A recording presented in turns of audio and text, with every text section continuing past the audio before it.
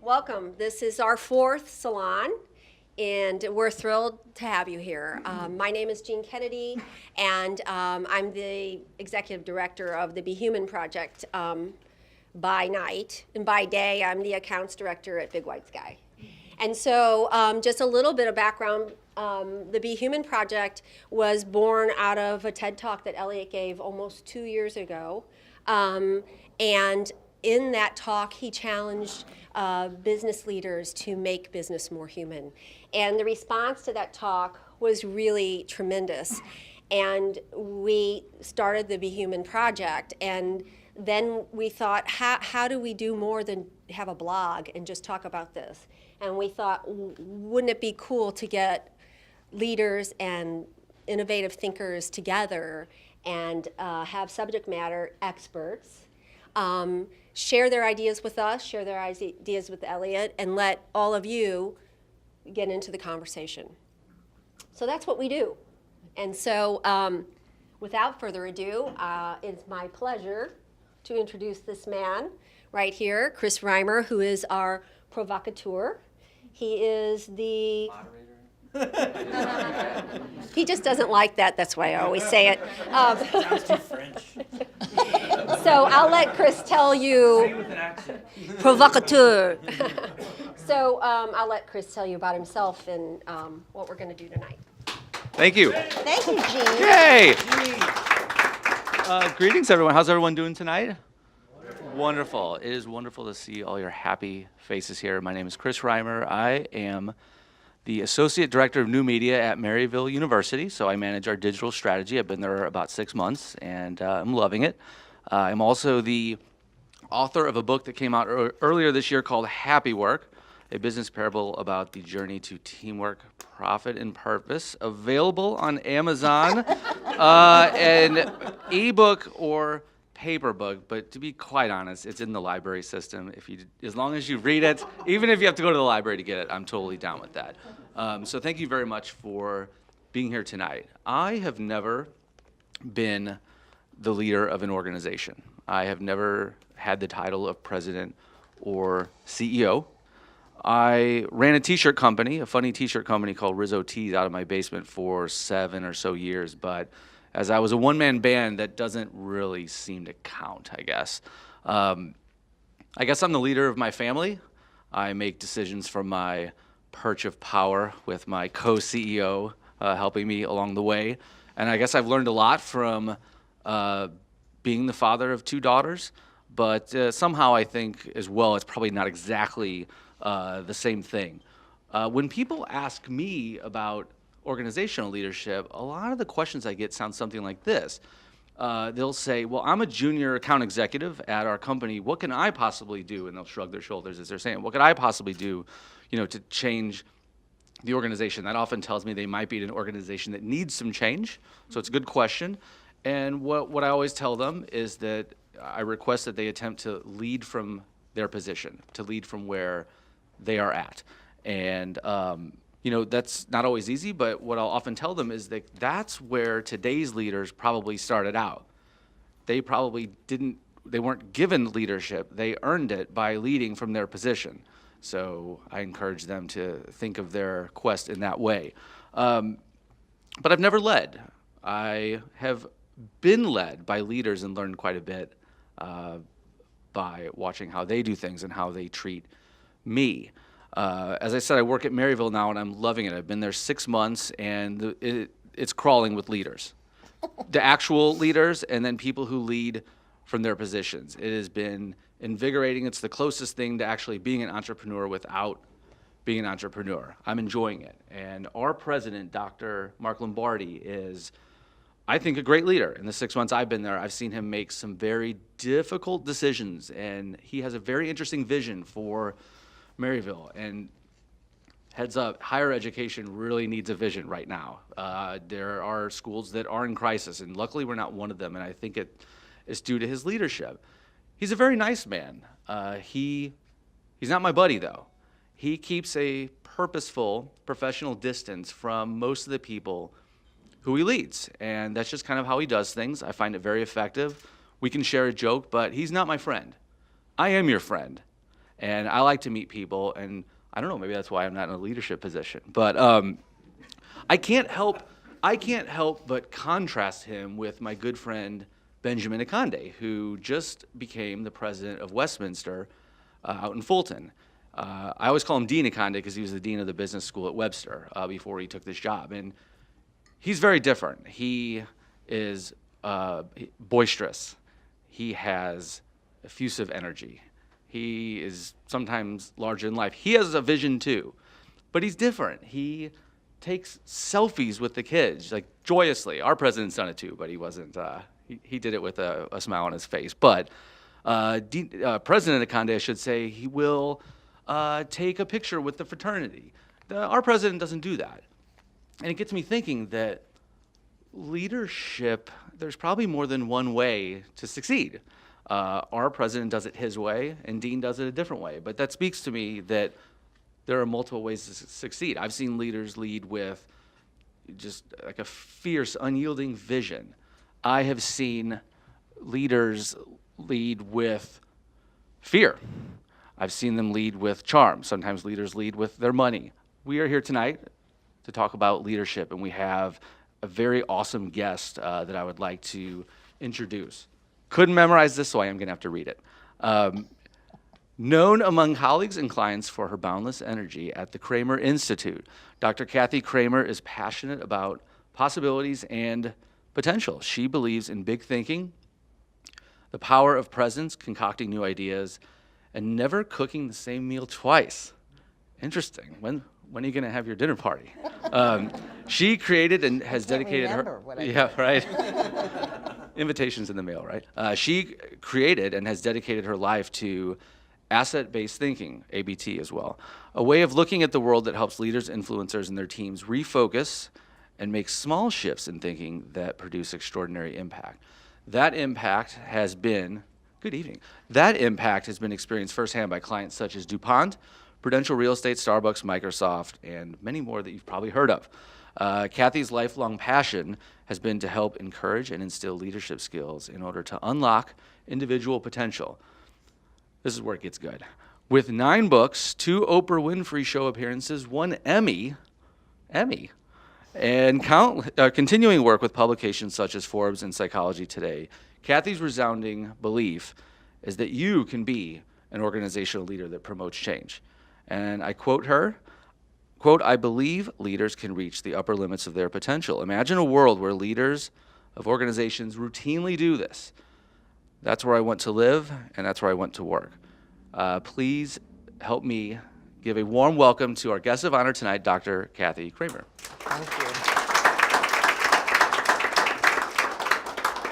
I'm going to throw it over to Elliot. He has a few words that he wants to say about leadership, about Be Human. I'll keep it brief. He said it would be brief, and I was like, don't worry, just be you. And so let's see how he does. Good evening. I'm good. You have that? I Good. might. Do you want to hold this anyway? Never Yes. So, as Jean mentioned, the Be Human project started with, an opportunity that I had to speak about what was in my heart about business, which is that it's long been a sort of contention and passion of mine to promote the notion that the more mechanical components of the way that we think about how business gets done and should be done have reached a point of diminishing returns, and that in order for us to achieve sort of whatever the next kind of understanding of how business should work requires us to look beyond the mechanical descriptions of how we do what we do, and that moreover that there are all kinds of examples from the natural world and increasingly from areas like cognitive science and social capital theory that suggest that there are ways to create scalable systems that aren't based on a simple mechanical system kind of sort of metaphor, that humans can be the basis, the metaphor for how we describe the systems that we use to organize our businesses. And so for me, it's often a very sort of abstract, structure-oriented thing, not because I am particularly concerned with kind of keeping things at an abstract level, although that's probably not true. I kind of do like to be there. But the thing is that I believe that by addressing these things, that we will address the quality of the experiences that individual human beings have when they go to work every day. And so that's why the whole Be Human idea is so deeply important to me. Now, what's interesting to me is that I've discovered over time, first in conversations with Chris, but then Kathy became a client of ours, and I can say, incidentally, that I genuinely love Kathy, and that's maybe a bit of a sort of uncomfortable thing to say in a business context, to use, the L word, not that L word, the other one, and that I believe that being able to say that word aloud in the context in which I just said it is an important sort of test or litmus test of whether or not we're making business more human, that we can say that kind of thing. But I say it now because one of the things that Kathy and these conversations that I had with Chris taught me is that while there is a deep importance in addressing the systems that we use to organize our businesses, to organize human collaboration and activity, that equally important is the way in which individuals sort of confront their own personal development. And especially when it comes to the question of sort of surmounting the sort of precipice of leadership, right? That focus on your personal development is just as fundamentally important to whatever it is that's changing right now and wherever it is that we have to go, as addressing the systems is important. So I'm really grateful for Kathy to be here, because I think that she brings an important perspective on that question that we haven't really addressed as deeply as we could. Our first guest, Peter Stroppel, talked a lot about trust. And so there were some things that sort of touched on personal development through that, but I know of no one. I've become a better person because I know and work with Kathy. And I can say that with no, there's no pretense in that. I'm not saying that because it's a nice thing to say. In fact, it's a little bit hard to say because I mean it so profoundly.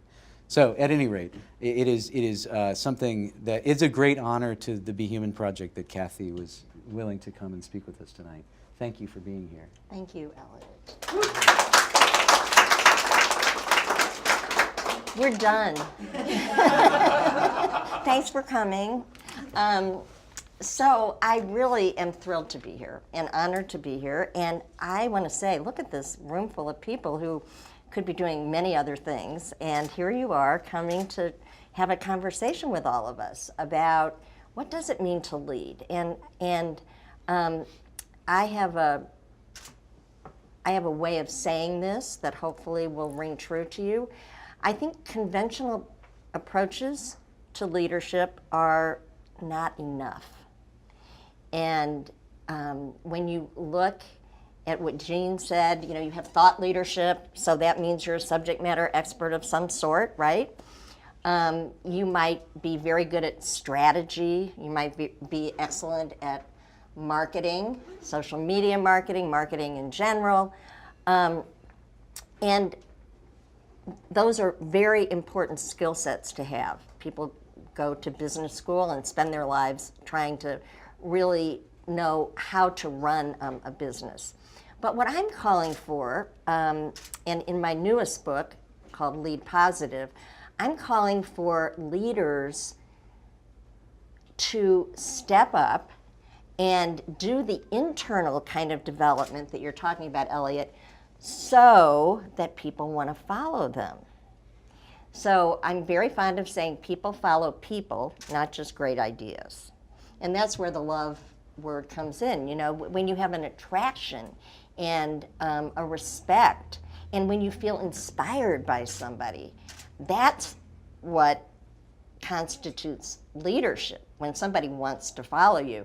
And so I think that we have a great display in the Republican race and the Democratic race of how important the person really is to the equation.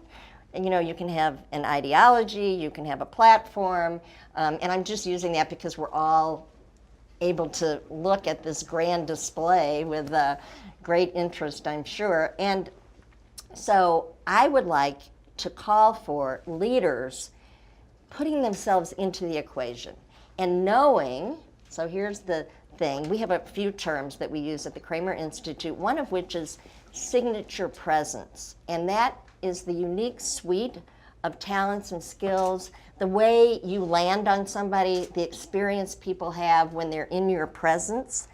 And the interesting thing about that is you can't see yourself.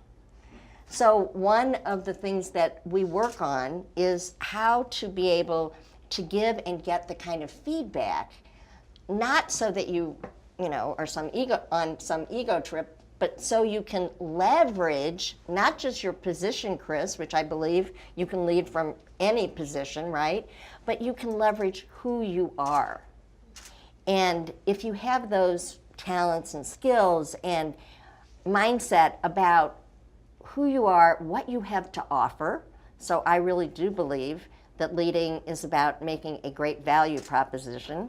And I think the value proposition needs to be related not only to the organization's moves forward, but to what we call your own mighty cause.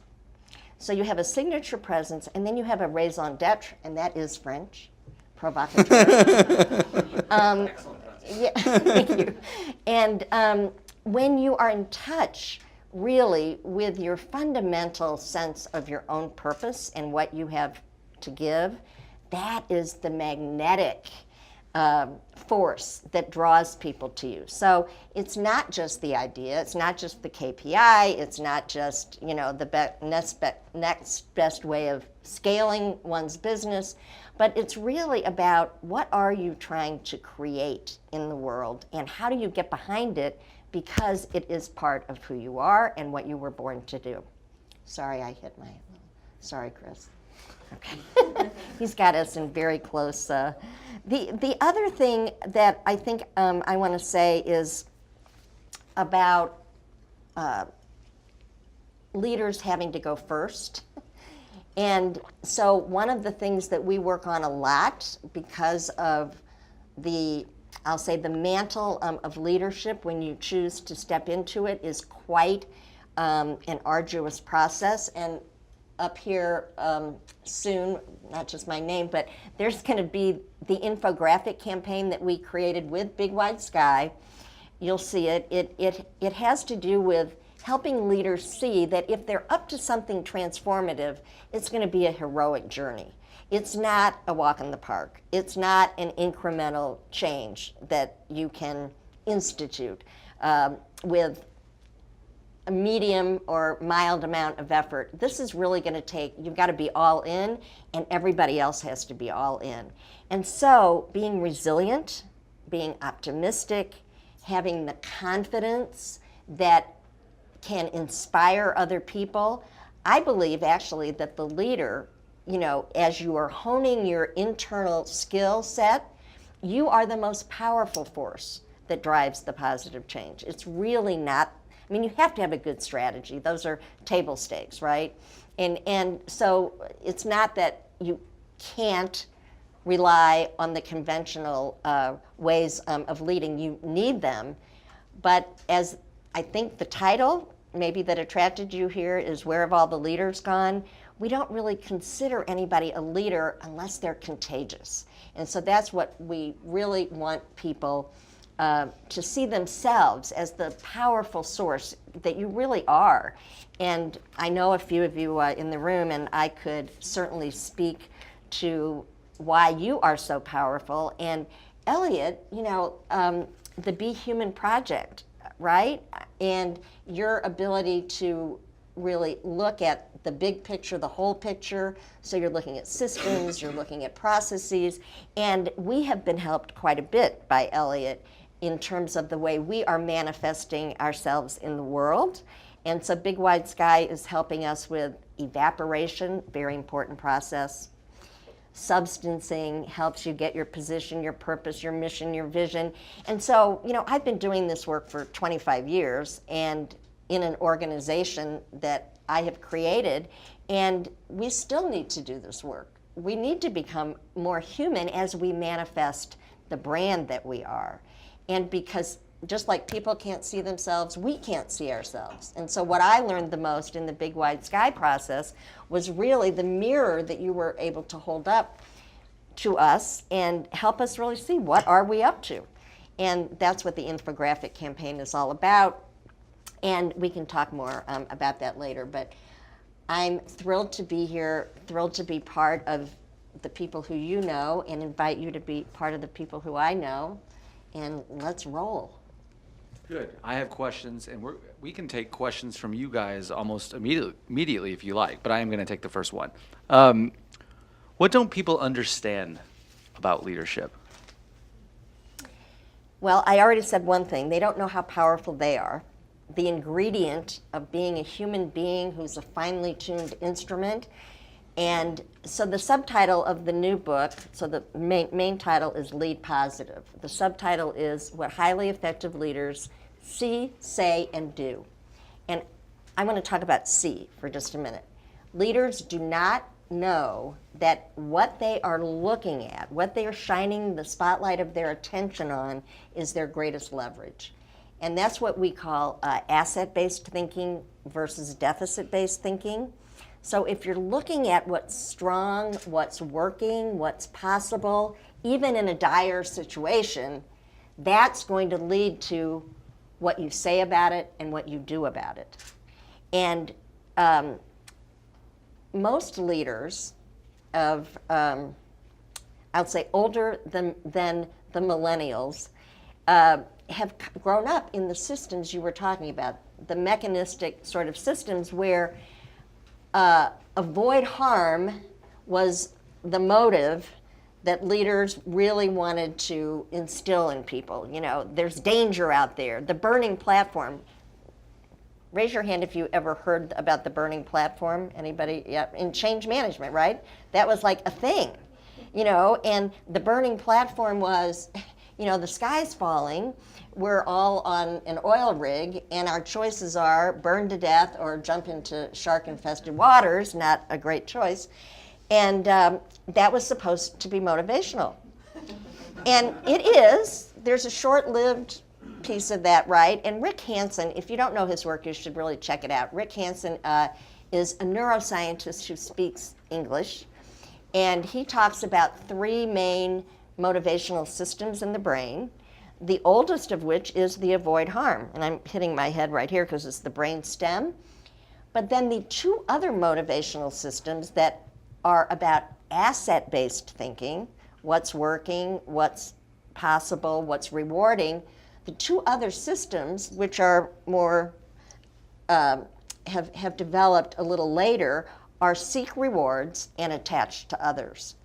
So when we work with leaders, if you want sustainable change, you have to figure out what are the rewards and how can you get people to bond and attach to others. And I know that's where you're coming from in terms of social networking theory, et cetera. Right. So say a little bit about that, attach to others. And well, yeah, I mean, so we I think have this, you said it so eloquently, you know, we have this presumption that leadership is about sort of executing against the strategy, you know? Right. Oh, well, we've got this, we know what we're supposed to do, and so the leader is merely the one who makes it happen.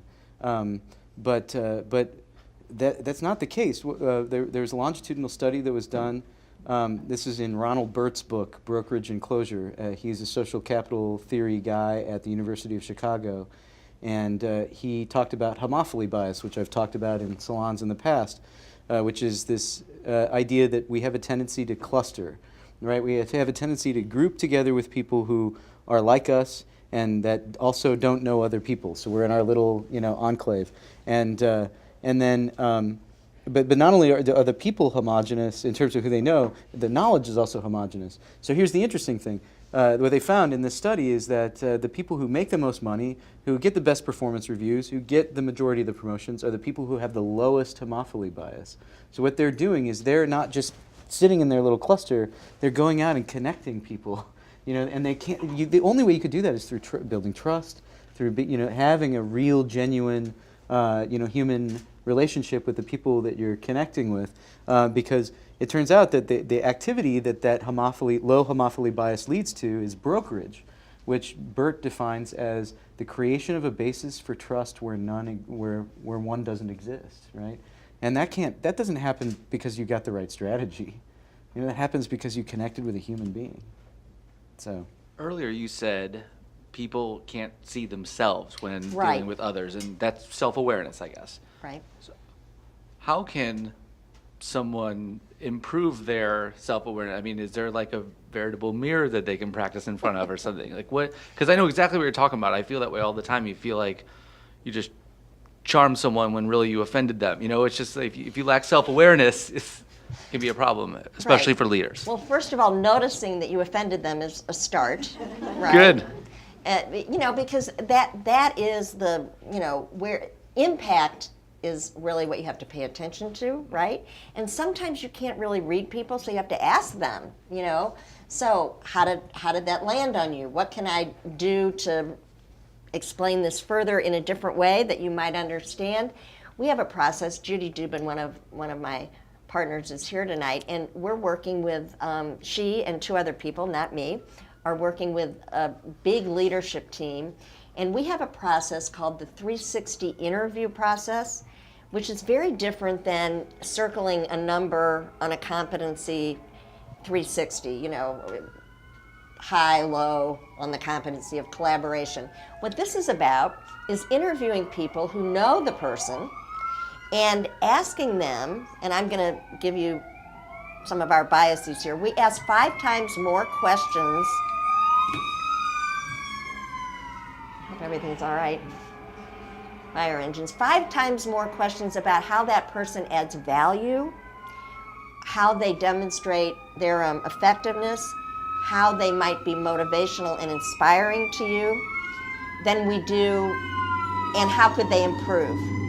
And that comes out of John Gottman's work. Does anybody know John Gottman? He's a very famous marriage therapist.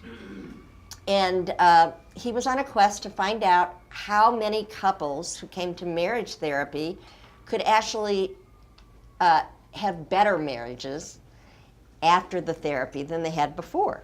And so that they didn't get divorced, they weren't stuck, they actually got in a much more fulfilled relationship. And his graduate students, as we all did as graduate students, were asked to check this out, to notice, so he knew who stayed together, who didn't. And it turned out something very simple. They did an evaluation of the number of positive comments to negative comments between the spouses in the waiting room. And it turned out that 5 to 1, 5 times more interest and effort talking about something that you value or respect or admire about somebody than, honey, did you pick up your socks? And those socks are amazing. I'd like to point that out. It turned out that was predictive of who was actually not only able to stay together but have a very robust relationship. And Judy, I don't know how long ago did we read that research? Maybe 10 years ago. It's 20 years ago. 20? Okay, well, time flies. So, and we decided that if that happens in a relationship like a marriage, it probably is happening in other types of relationships. And so lo and behold, what we don't see, right, is that one way to find out about your impact is to ask other people who know you well, and then we combine the report, and somebody has a mirror image of themselves with the commentary that people have said about the ways they really add value and what they can do to improve. So feedback is essential, and that's one form of feedback. Has anyone here in the room taken the StrengthsFinder test? I was fascinated with it because it was about me when I took it. But no, honestly, what's interesting about that is like it doesn't focus on what needs fixing. When you read the book and you get the little code and you take it and they reveal 5 out of your 34 strengths and then ask for $79 for the other, what is that, 29? It's a great business to be in, I think. But so I haven't bought it yet, but I know what my top 5 are, and it was fascinating. It reaffirmed some of the choices I've made with regard to my career. And my number one strength was positivity, and it said that you should have a job where you get paid to accentuate the positive. I was like, that's exactly what I do at Maryville, because we don't like talk about bad things online. We only talk about the good things. So I'm like, I think it gives me a sneaking suspicion I might be at the right place at the right time. So, but we talked about that where they don't talk about your negative stuff. Like, you're all bad at something, right? But you're all really good at a bunch of other things. And some of you are sitting in the wrong seats. Some of you are on the wrong bus, probably, and not doing the exact thing that you should be doing, right? And so I just, I heard you talking about positivity there, in a sense, Right. and just that, yes, we've all made mistakes, and yes, there's some things that we're probably not terribly good at, but StrengthsFinders doesn't care. They talk about the positive stuff, and they say, go take these 5, buy the other 29, and learn what you're good at. And they say, too, that the 34, like, you all have all of the strengths. It's just that, in theory, number 34 is probably something you're not super good at. But even then, they remain positive and say, you're good at all these things. You have all these talents, just in different levels. So I wanted to get you guys talking about something that we were talking about in our planning session, which was sort of holacracy versus traditional leadership. So you explain holacracy a whole lot better than me, but that's basically where folks are gathering up. And I mean, talk about it a little bit, and then let's talk about how that structure looks, because that's sort of a newer thing, and so maybe that's where leadership's going. But how does that drive up with traditional leadership? Well, and Kathy speaks well about this also. I mean, as she pointed out when we were talking about it the other day, that organizations are all matrices now, right? Which is the sort of theory that if one asshole boss is a problem, I should have 10 asshole bosses, and that'll make it better, But That was a deficit-based comment. Yeah, the word asshole had not come up in our talk. Yeah. So. Well, it was implied, when Dave was the guest, who's somewhere here, and he talked about the monkey tree, right?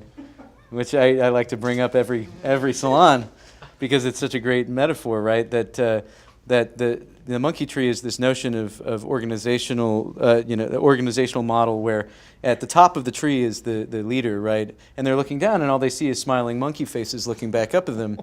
But the people, further down the tree, they just look up and see assholes. So It's a good story. yeah.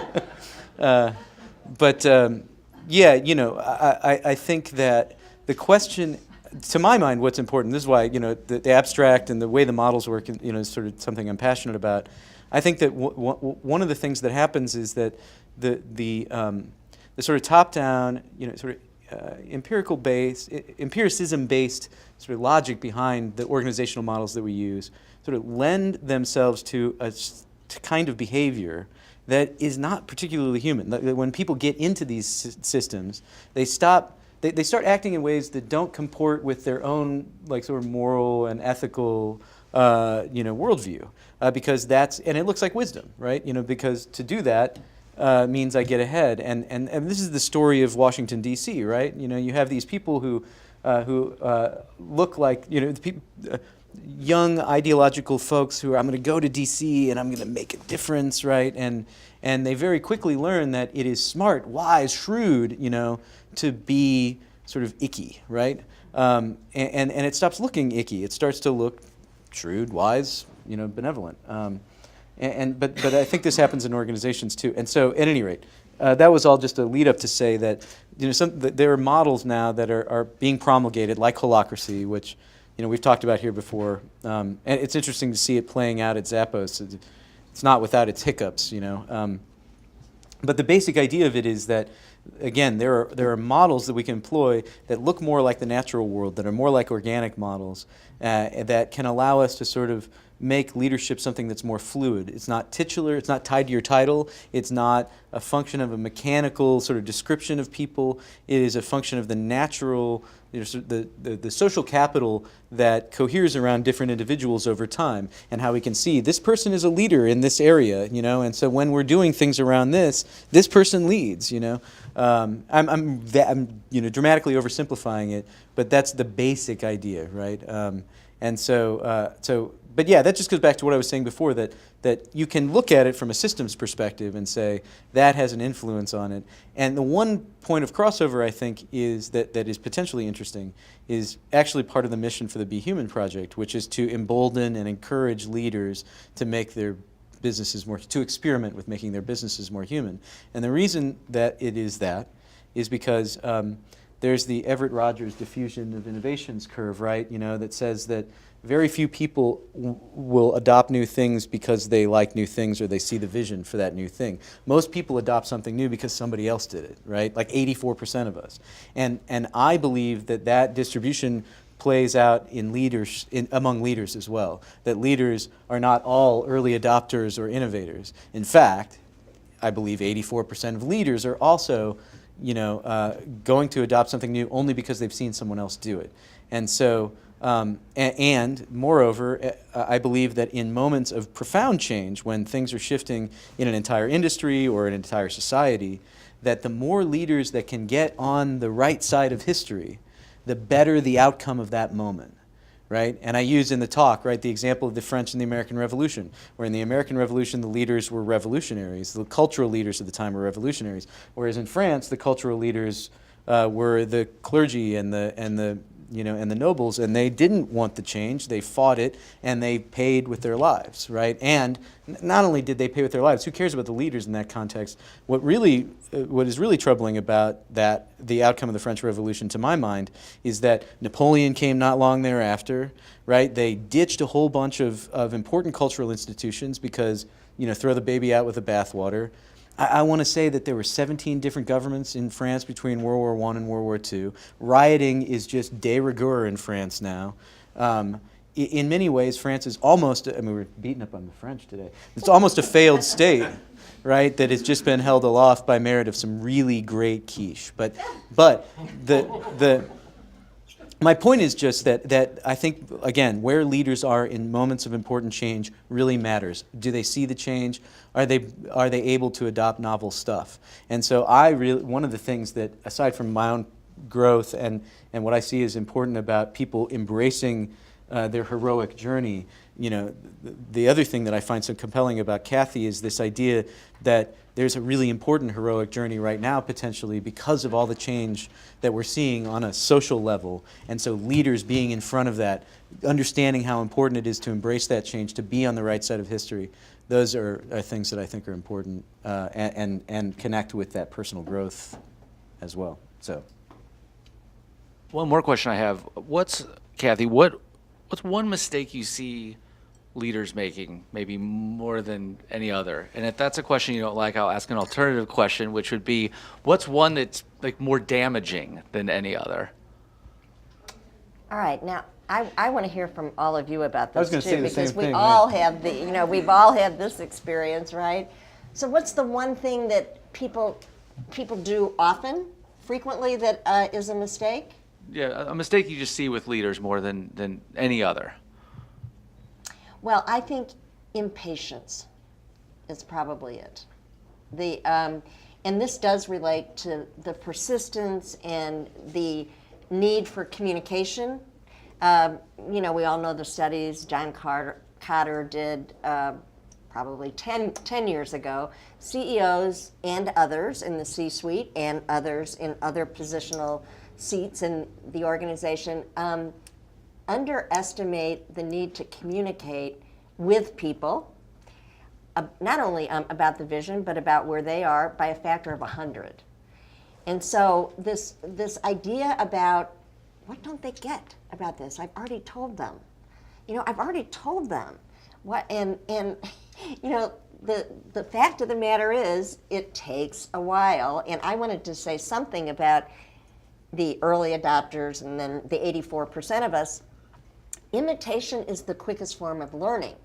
And so when you are speaking over and over and over again, people can start to articulate things the way you're articulating them, and that is one means to internalize. So that's another way to shorten that curve, is to make sure people are talking about whatever it is that you're trying to achieve, whatever the goal is.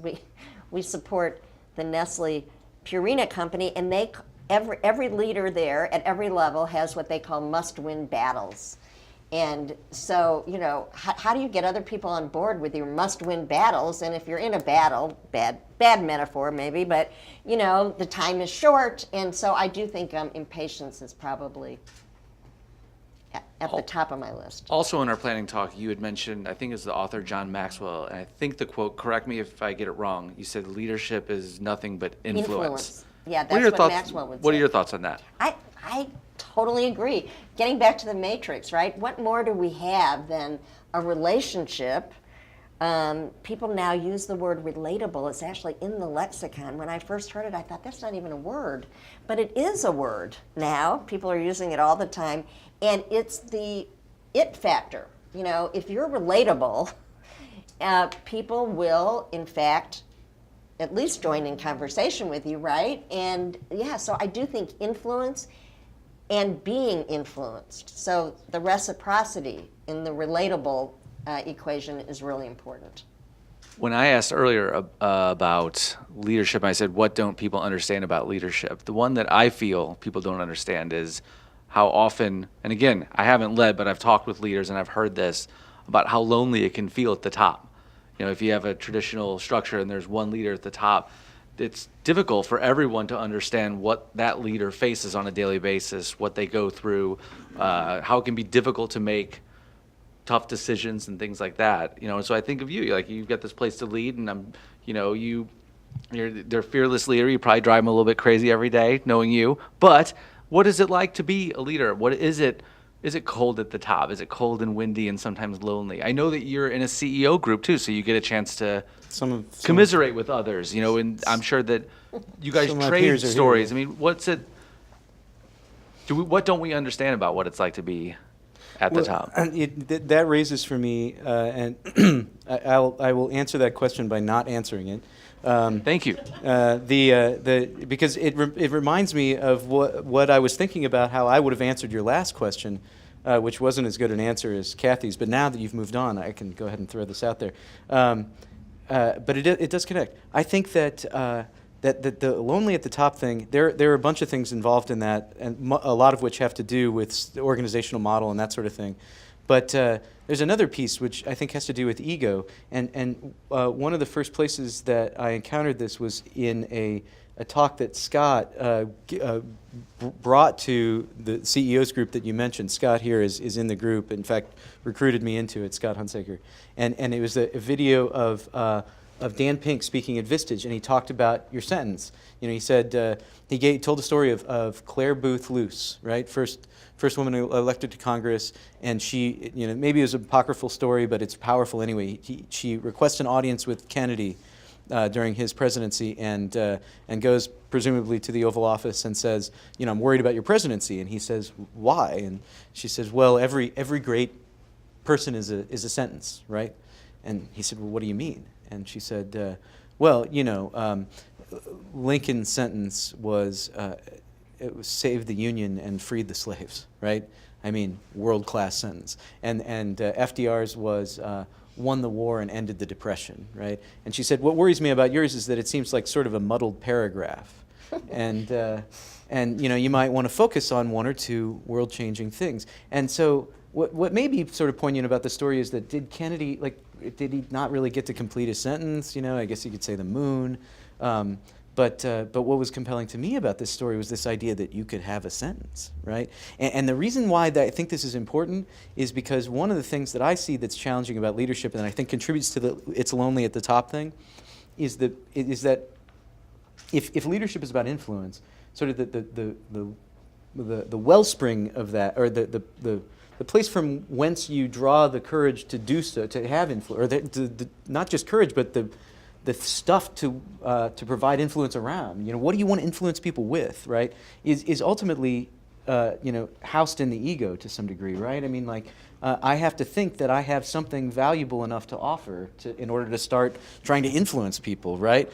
And if I believe that there's a moment that every leader potentially comes to, or doesn't maybe notice, but where they get to decide whether they're going to continue on with their ego as the locus of all of the value of their influence, or whether they were going to put their ego in service of something transcendental. And this, I believe, the mighty cause. That's the mighty cause. Right. That's the heroic journey. Right, and in a mighty cause without an I, an ego behind it, Right. you know, does not come to life. So that's the most important thing. We have to teach leaders all the time, or beg them to put the pronoun I back in the work that they speak about. They talk about we. Everybody, you know, is we're doing this, and we're doing that, and blah. And that's true. There is no I in team, right? However, where are you? You have to show up.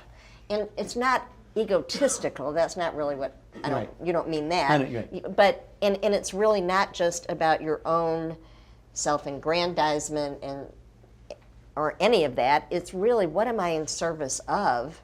And I love that sentence. I have forgotten that, so thank you for telling us about it. And, you know, everybody in this room is a verb, not a noun. So, you know, that's another way of saying that. You know, what's your verb? Right. Related to what's your vibe? Well, and I have a sort of suspicion that people who sort of never find their mighty cause, that their lack elusive. of that, I think, contributes to a sense of their loneliness, right? You know, that, Good point. you know, why can't I've done all the things I was supposed to do as a leader. Why am I not getting all the things that I wanted, right? So first of all, I want to thank Elliot for this fantastic invitation, and Dr. Cramer, just thank you for being here. This is great. My question revolves around imposter syndrome, and this idea that, you know, whenever you start out at something, and for all I know, for the rest of your life, you feel like an imposter, never quite like you belong in the area where you are. In your coaching and your talking with people, how do you confront that? You know, is it, well, you know, the first thing is to actually get to know your stuff, you know, like, you know, how do you confront that with people? And is it healthy to a certain extent? I just don't know. So that is phase 2 of the hero's journey. So phase 2, which is all about, so, you know, you're called to do something, which is the intersection between your mighty cause and what the world needs, or your world needs, right? And then something happens to every single leader, and especially people who are high achievers. It's called the resistance. And the resistance can be externally imposed, right? Where they're naysayers. We've all had that. What, you're going to do what? You know, and but mostly with high achievers, it comes from the inside in the form of self-doubt. And we did some research for the infographic campaign, and it turns out 70% of us have the imposter syndrome at some time or on a regular basis. And that, simply said, other people think you're smarter than you think you are. Other people think you're more effective than you think you are. And so that does need to be dealt with. My gosh, you know, it's really important. So self-doubt really has to do with fear. The fear of the unknown, the fear that of uncertainty, the fear that you do not know how to do something. And so when we work with people, we always tell them, if you think you know how this is all going to play out and how you're going to do it, that is worse than self-doubt. Not quite sure what to call that, hubris of some sort. Mm-hmm. So the idea here is that self-doubt is useful. I interviewed a fabulous person who will be in my Psychology Today blog soon, Erica Ariel Fox. And she said, I should have had some self-doubt. I didn't have any. And I went, you know, zooming into where angels fear to tread. So you normalize it, and then you work with it, and the self-doubt kind of comes with the territory. It goes away.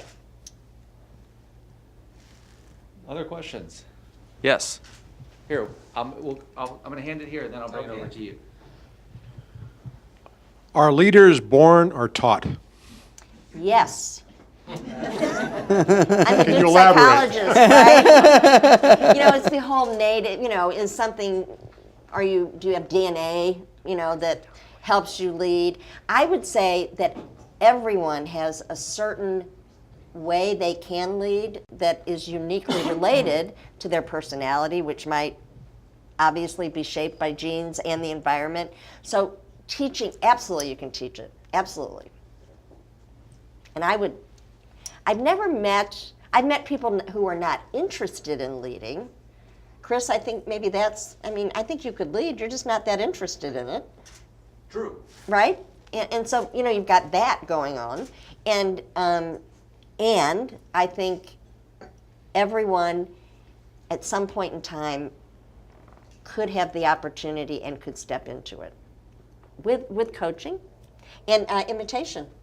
Role models, really, really helpful. Hi. Hi, Les. So, hi, Kathy. So if being on the right side of history is sort of a natural order of thing, you would think that it would be intuitive to be in the kind of places that you're talking about being.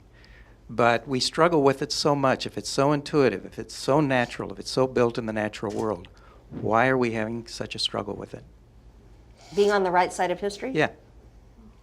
Well, when I speak of natural systems, I don't mean to imply that it is intuitive or obvious how to be on the right side of history.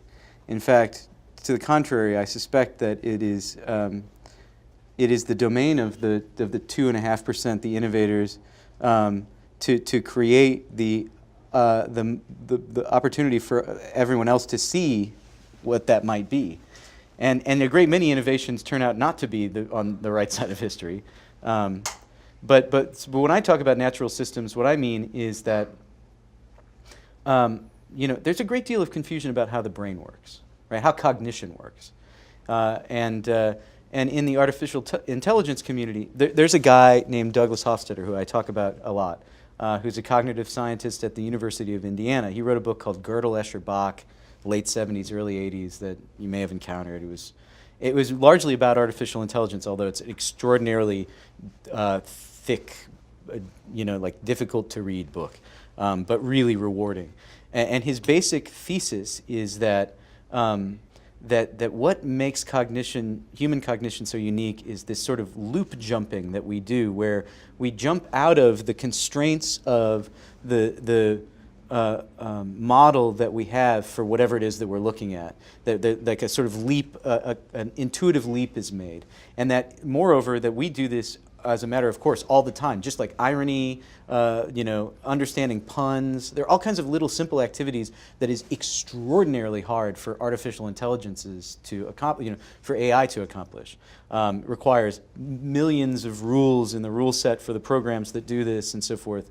And Hofstadter talks about Deep Blue, the chess-playing supercomputer, and says, if what you were trying to do was to build a great chess algorithm, congratulations, but if what you were trying to do was to model the way a human does it, you could not have failed more utterly, right? So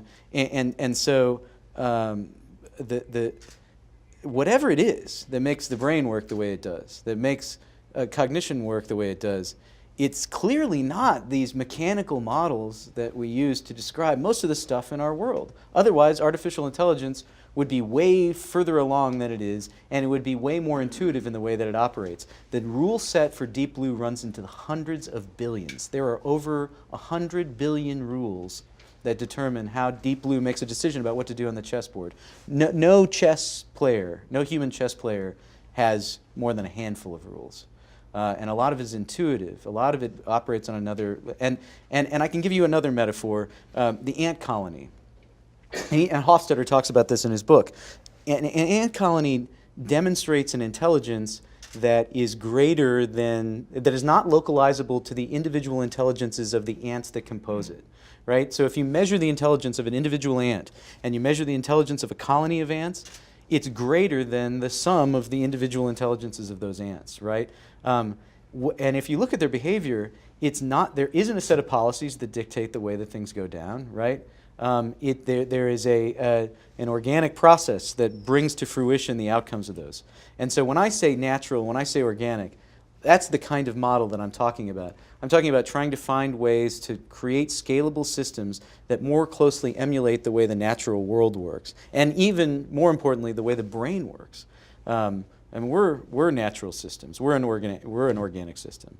So So yeah, that's what I'm talking about. And I think, yeah, it can be confusing, because what I don't mean to imply, again, is that this is intuitive. It is intuitive in that it is in this way. When people gather together without the imposition of rules and policies, they just do what comes naturally to them. They tend to organize themselves in ways that look much more like the natural world than like a corporate structure, right? And there is something to be learned from that's instructive, right?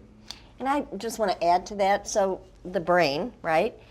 We talked about the negativity bias, the avoid harm. So when listen to people on the national platform now, are they fear-driven?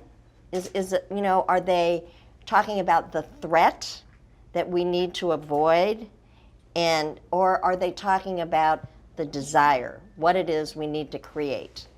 And that difference, being on the right side of history, if you look at any threat-oriented platform, there is a very laser-like way that the brain works. It's in a foxhole, and it's either gonna freeze, shoot, whatever. It's gonna survive. So it's survival mode. When you get to the other side of the equation, which is what do we want? What do we want to create? That is when you unleash. I mean, that's what the right side of history is made of, in my belief. It's people who are up to something to create it rather than to avoid it or prevent it. When you spoke of creating systems for us, humans, and you mentioned artificial intelligence, have you guys seen the recent stories about the Google self-driving car project and the problem that they're having? That humans can't stop crashing into the self-driven cars. They keep making the mistakes. Really? I hadn't known that. Yeah, so what happens is I thought they were on their way. We and we were inch out into traffic as we're expecting it to turn green. That a machine won't do that. And then there's another one where the car was sitting here, and the cars that were approaching the other way, and your self-driving car is watching that. They were approaching way too fast. Like, they were going to hit the brakes and stop. You shouldn't drive like that, but people were, and they thought it was going to be a collision. And it was like the car moved out of the way, and the guy's like, what, self-driving car, what are you doing? And they did the study, and they found that we can't stop doing stupid things when we drive our cars. So what other questions do you guys have? Or comments. Jamie, I'm just going to give you this mic if you don't. No? You have a question? Not yet. All right, next. I do. To me, it seems there's some values that are actually strengths of leadership, but in today's society, I don't think we see them a whole lot, and I have a feeling people view them as weaknesses. So acceptance, unconditional acceptance, being non-judgmental, compassionate, and being vulnerable. Could you talk about that a little bit? Yeah, so we talk about asset-based thinking. Everything you just mentioned is an asset. And you can think of deficit-based thinking as going into judgment about what is not working, what somebody's not doing, what their deficits might be, what their mistakes are. And although that's a reality, so we don't, you can't call a dog a frog, there are some things that are problems, right? But again, it's how do you in real time begin to notice? So another way to think about asset-based thinking is Ellen Langer's work on mindfulness. And really what she's now saying, I just heard her interviewed by Krista Tippett, and she's really she's been around a long time, and she is sort of irritated that people are just getting with the program about being mindful, right? When she's been studying it for, 35 years. But she is now saying something I've never heard her say. And she said, being mindful is about noticing. And so what you're talking about is noticing your own values and noticing the value of the person or the situation right in front of you. So it's very active. So it's not judging, but it's noticing what is here to be worked with. And, that creates an authenticity, so you use that word. It creates vulnerability because I'm noticing something in real time. I can't wrap it all up and say it's this, not that. And so that vulnerability that you're able to source as a leader creates the vulnerability in the other, And 1 + 1 does equal 3 then. And so I think the conversation about values is really very important. And I think compassion and empathy, the whole emotional intelligence realm talks about how is it that you manage yourself, your own emotions, how is it that you know them and manage them, and then how do you stand in the other person's shoes? And so that, and help the other person regulate.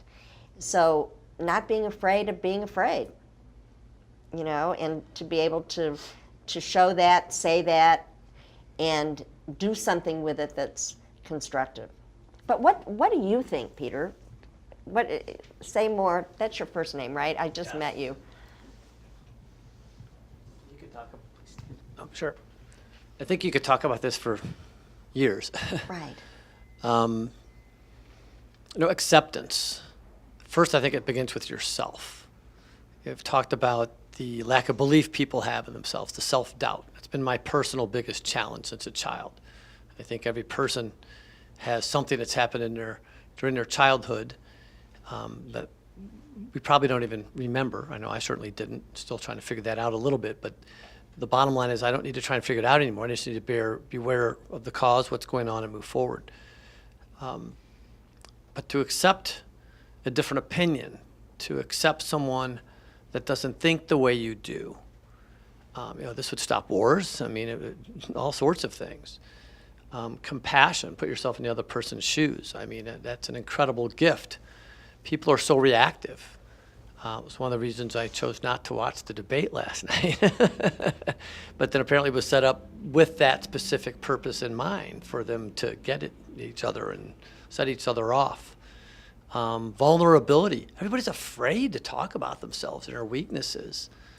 I found that to be a true strength in the right setting.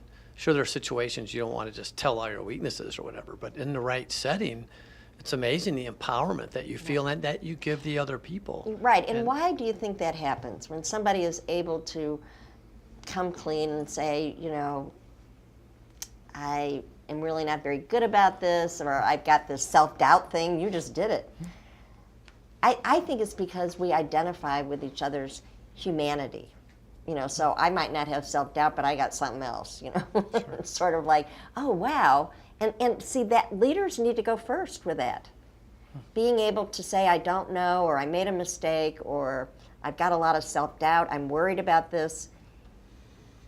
And, you can't just leave it there, but you have to do something with it. If you, I don't know if you, I think you guys were talking before, but you got to talk with Dave Gray at some point tonight. Because he's very knowledgeable about exactly this subject. Just wrote a book about it. I don't know when it's going to be out, but it's an incredible book. But I think one little bit of, one little light in this question of, I think you framed your original question as, why aren't these things taken more seriously or whatever? I think if you look at the Silicon Valley success stories, especially Facebook and Google, that there is an ethic of accepting failure, right? In fact, to habituate learning from it, right? To rather than see it as something, as to be used as a means by which we could tear down one another. That it is a fundamental component of the process of innovation. And so I think that is one nice example of the way in which a couple of very large organizations have started to inculcate a fundamental idea in the list that you gave. Sure. But yeah. That's great. And one of my favorite sort of analogies of failure, if you will, kind of Coach V, who I met, and his name's pretty well, Viliami Tuvai or something, but he used to be a linebacker coach for probably a Division II school, I'm not sure, but in California, like 13 national championships in 15, 16 years or something like that.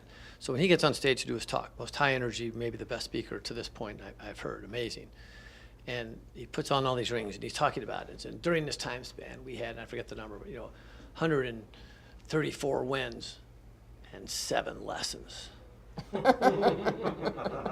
There's no such thing as failure if you have the right outlook, shifting perspective, that type of thing. And then as far as the being vulnerable, what that does, I think it makes you relatable. Right. Because everybody's got a fear. And my favorite acronym for fear is false evidence appears real. You can't taste it, smell it, feel it, touch it, but it is in your head, and it's certainly real to each of us individually. Right. So as we shift our perspectives and realize the only thing holding me back is between my ears, it's pretty wild. I think in a leadership that evinces invulnerability, right, and is totally process or strategy driven is not sustainable. That at some point, the people who are in your charge, start to look for your failings because they are so personally, sort of turned off by your ostensible invulnerability, right? That kind of leadership can't last. When you talked about vulnerability and leadership, but right near the beginning of it, when you mentioned your childhood, I was like, okay, I'm listening now. You hit a point there, and I think leaders can do that. They can hit emotional points and that's what we want the people who we are leading to do, is listen, right? And to absorb what we're saying. And I absorbed everything you were saying right after you got a little serious with us. So I think that's where vulnerability can matter. We want to take one more question. Hi. I was wondering if you could touch on keeping your skill set as a leader contemporary. Obviously, much younger than most of the people here. And one thing that when I was working in an architecture firm, one of the biggest things that kind of made a disconnect or dehumanize our leaders was the lack for them to do what they said or do what they asked of us. And when I played college baseball and my coach told me to run 5 miles and he couldn't even go get the mail without being out of breath, I understood he's not my boss. Yeah, but he's not. Yeah, sorry. Yeah, nice one, young guy. Well, I'm getting there myself. But anyway, he's not my boss, and he's moreover speaking on life lessons on what works best. But that doesn't seem to correlate quite the way it does in sports as it does in business. If you can't practice what you preach anymore, and you say go do X, Y, and Z, it seems like the most dehumanizing way to say that. And how do you balance that with then, okay, where do I go and find people that complement my skill set? And then that way, when I say go do X, Y, and Z, I may not understand it, but my staff could then relate more to them. So I hoped you could talk about keeping that skill set contemporary. So you voted with your feet, right? You left? No, they voted with the downsizing of Oh, I see. 2008. Well, so just another piece of evidence that whatever they were doing didn't work, right? And so when you think of see, say, do, it's really a virtuous cycle or a downward spiral. And if there is no do that matches the say and the see, then you've got that problem that you're talking about. I think leading is about learning about how to lead all the time, every time. I didn't think we were going to get a question from Dave Gray, but now we're going to. It's very exciting. So here.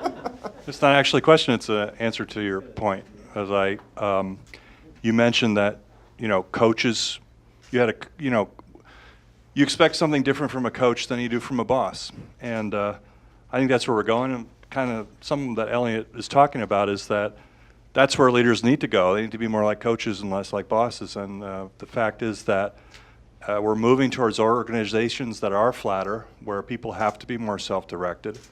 And leaders are not so much telling other people what to do as creating the environment within which they can be super successful. So my take on it would be, it's not about necessarily keeping up to speed with keeping your skill set contemporary. It's about recognizing that you're a coach, and there's a difference. Cool. Let's all give Dr. Cramer and Elliot a round of applause. Thank you.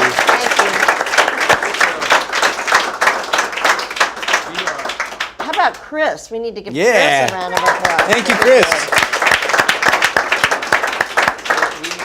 We are tantalizingly close to going to get drinks, but first, we need to give away some books, and so we've got Jean back here. All right, yes. So, hi, Katie. Kathy was on Oprah. Boom. So,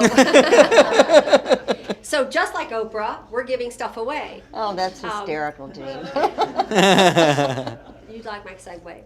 I do. So Kathy has 4 books here, and we've drawn names. So Austin, will you hold this for me, darling? Yes. Thank you. Okay, so Meredith. All right, you receive Lead Positive. Thank you. Peter Kobler, you receive Change the Way You See Everything. David Wilson. Where's David? David Oh, he's gone. is gone. Uh-oh. Well, You have to be present to win. that's right. And let's see, Leslie. Is Leslie here? Uh-oh. Leslie Peters? Give him 2 books. Give both Leslie a book. Other Leslie gets it. And the other Leslie gets Change the Way You See Everything. Thank you. You did well. Thank you. All right, so food and drink, and weather permitting, we may go up on the roof and have reveries. It's a nice So, view up there, so join us. Thank you. Thank you. Thank you, Elliot. You're fabulous. I love it.